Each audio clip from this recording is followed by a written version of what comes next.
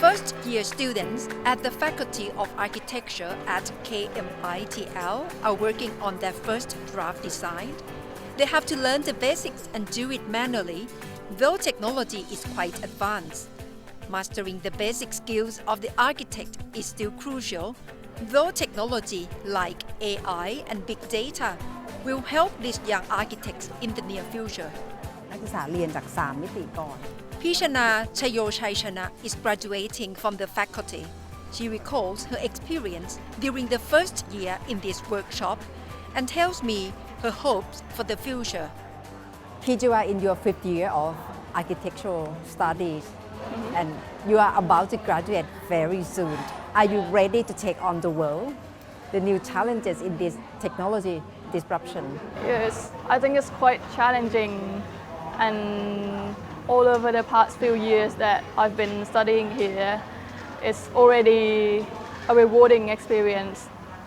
And to keep moving on, it's also a new challenge that I need to find the solution for it.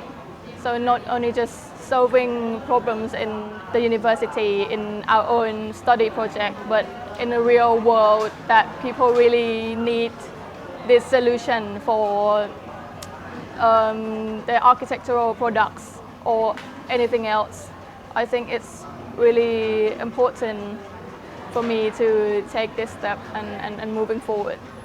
In your curriculum, how does it integrate with data or AI or 3D printing, for example? I mean, how does it integrate with technology in terms of improving or enhancing your capacity? In order to create one single good and proper architecture for society, we need to integrate lots of things. So not just our own designing process, but also history, sustainability, people, environment. Everything is all connected in order to create a good architecture, which is essentially good for everybody, truly, both aesthetically and functionally.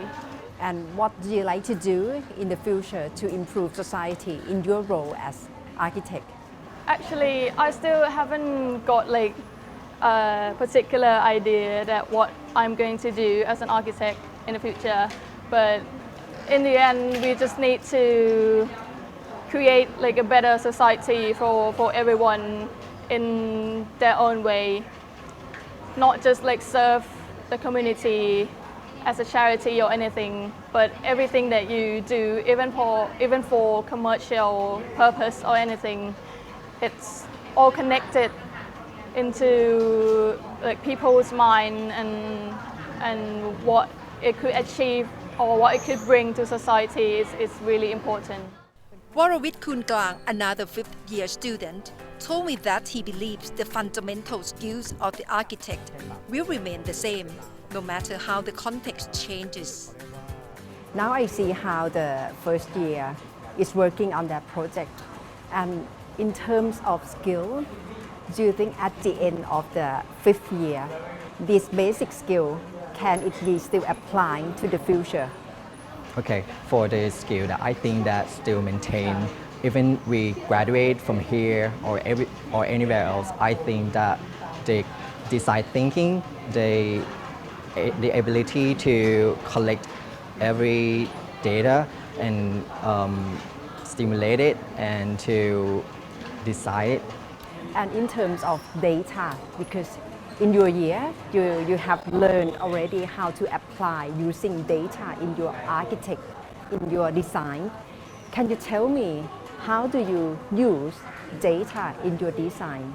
Okay, for data, for our design, we adapt everything about everything like the data about user, the data about climate, the data about context, data about history, data about everything that around our site or our project to collect them together and to decide it.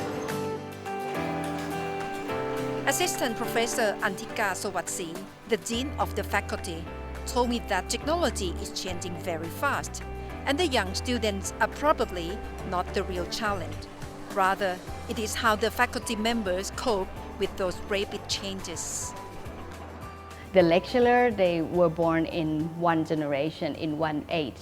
For example, in the industrial age, they are very expert in their own expertise. But when the technology change, you have to do both, either the regulation to force them to reskill, upskill themselves, or the soft tool such as the motivation for doing the new research, grant, or other incentive to motivate them to change the way they teach. That would be one challenge.